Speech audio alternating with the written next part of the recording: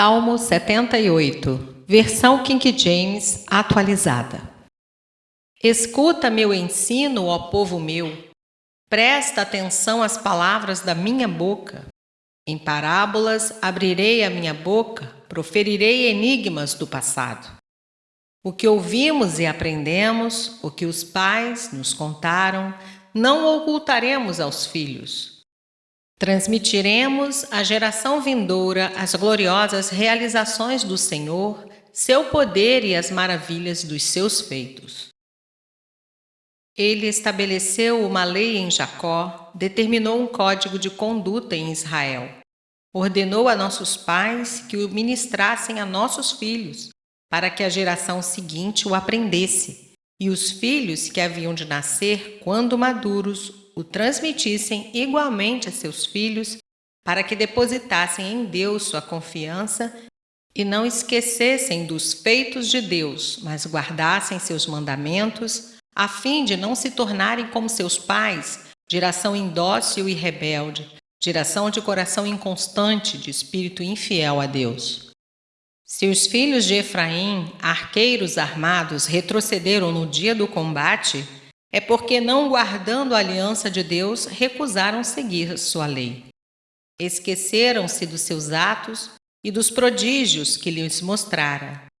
Ele realizou maravilhas diante dos seus antepassados na terra do Egito, na região de Zoan.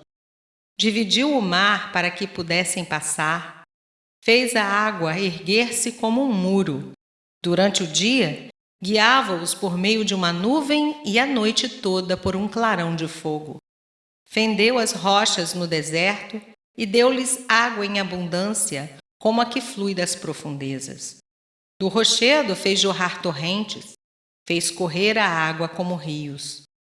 Eles, porém, continuaram a pecar contra ele, rebelando-se contra o Altíssimo na estepe. Em seu coração tentaram a Deus, exigindo alimento mais apetitoso ao seu paladar. Exclamaram contra o Senhor, questionando: será Deus capaz de servir-nos à mesa no deserto? É verdade, ele bateu na rocha, e eis que brotou água e jorraram torrentes. Mas poderá também fornecer pão e prover de carne o seu povo? Portanto, ao ouvir tais queixas do povo, enfureceu-se e com fogo atacou a Jacó, e sua ira se levantou contra Israel, pois eles não creram em Deus nem confiaram no seu poder salvador. Deu ordem às nuvens do alto e abriu as comportas do céu. Fez chover maná sobre o povo para que se alimentassem. Deu-lhes trigo do céu. Cada pessoa se alimentou do pão dos anjos. Enviou-lhes comida à vontade. Mandou do céu o vento oriental e, por meio do seu poder, fez avançar o vento sul. Então fez chover carne sobre eles como grãos de areia, bandos de aves como a areia da praia. Levou-as a cair dentro do acampamento, ao redor de suas tendas. Comeram até se fartarem, e assim ele satisfez o desejo do coração deles. Contudo, antes de saciarem o apetite, quando ainda mastigavam a comida que lhes restava na boca, desencadeou-se a ira de Deus contra aquele povo, semeando a morte entre os mais valentes, abatendo os jovens de Israel. Apesar disso, continuaram pecando, não creram nos seus milagres. Por isso ele encerrou os dias deles como um sopro, e os anos deles em repentino pavor. Sempre que Deus os castigava com morte, eles o buscavam com fervor e se voltavam de novo para ele. Recordavam que Deus era a sua rocha, que era o seu Redentor, o Deus Altíssimo.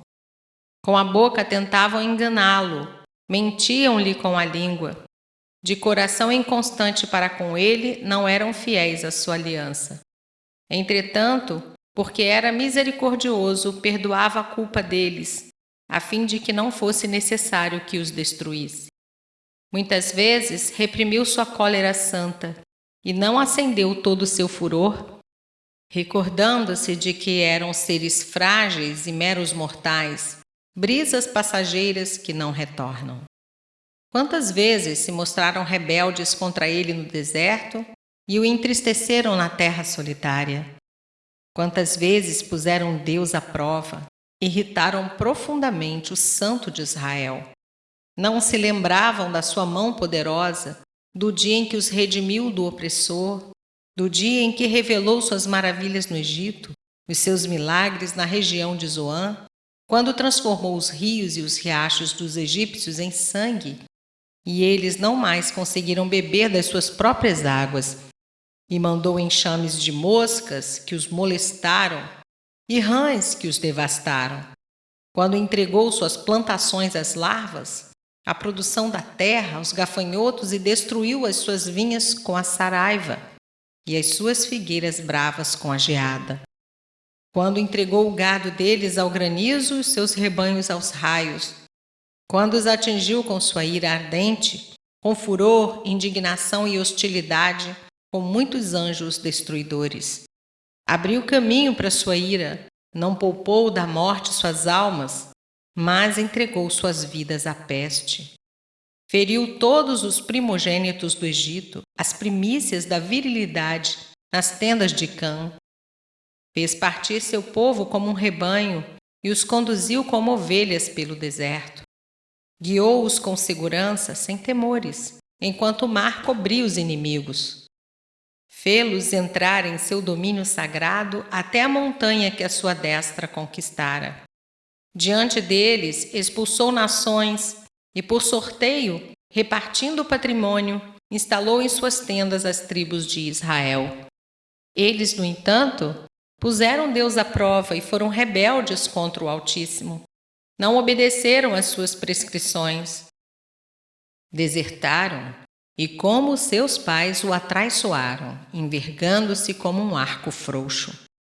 Com seus altares idólatras, eles o irritavam tremendamente. Com seus ídolos, lhe provocavam ciúmes. Deus ouviu e se indignou e, com veemência, repudiou Israel. Abandonou o tabernáculo de Siló, a tenda onde fazia morada entre os homens. Entregou o símbolo do seu poder ao cativeiro e seu esplendor nas mãos do opressor. Abandonou a espada seu povo, irritado contra a herança. Um fogo devorou os jovens e as donzelas não tiveram canto nupcial. Os sacerdotes tombaram sob a espada e não os prantearam as viúvas. Então, como de sonolência despertou o Senhor, como um guerreiro aturdido pelo vinho, e golpeou os inimigos pelas costas, infligindo-lhes infâmia eterna. Descartou a tenda de José, preteriu a tribo de Efraim. Escolheu a tribo de Judá, o monte Sião, que ele amava. Construiu seu santuário como no alto céu, como a terra que consolidou para sempre. Escolheu Davi seu servo, tirando-o dos apriscos do rebanho, do cuidado das ovelhas, seu povo Israel, sua herança. E ele os pastoreava com coração irrepreensível e com a perícia de suas mãos os conduzia.